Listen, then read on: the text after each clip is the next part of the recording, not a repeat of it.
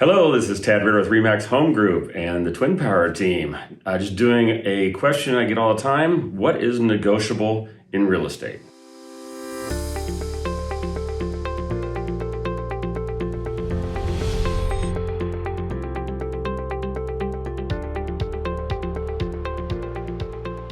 The number one thing is price. Price is always negotiable.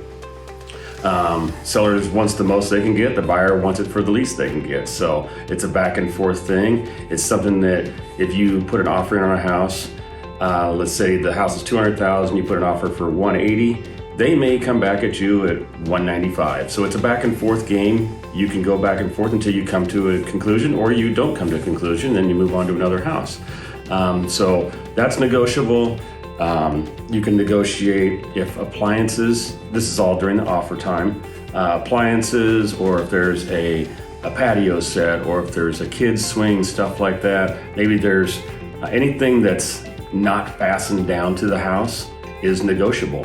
They may say appliances are not negotiable, but you say, I want the appliances, I don't feel like buying new ones and moving them in and out. And you just work through that process. That's why the agent's there to help you through that process and make sure that you're getting the best deal for the house.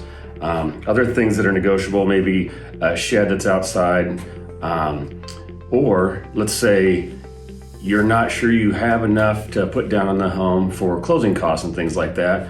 You can ask the seller to pay a portion of your closing costs and your prepaids, which would include like insurance, some of the fees that go along with the mortgage loan process.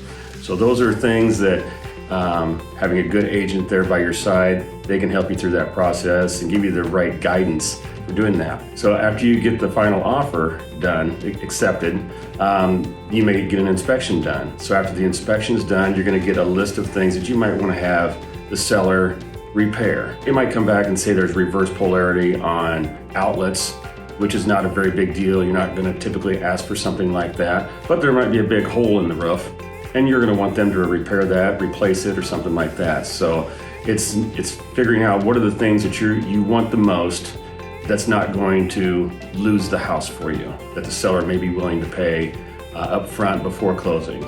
So after you get that through that process, you can also negotiate. Maybe you need to move in a little early before closing. That's something that you can also say, hey, seller's agent, this is what my client would like to move at least some furniture in, maybe into the garage, or maybe they need to get out of their place. And you can work on something like that. You might have to work with your insurance company to get a small policy to last for a week or whatever that is.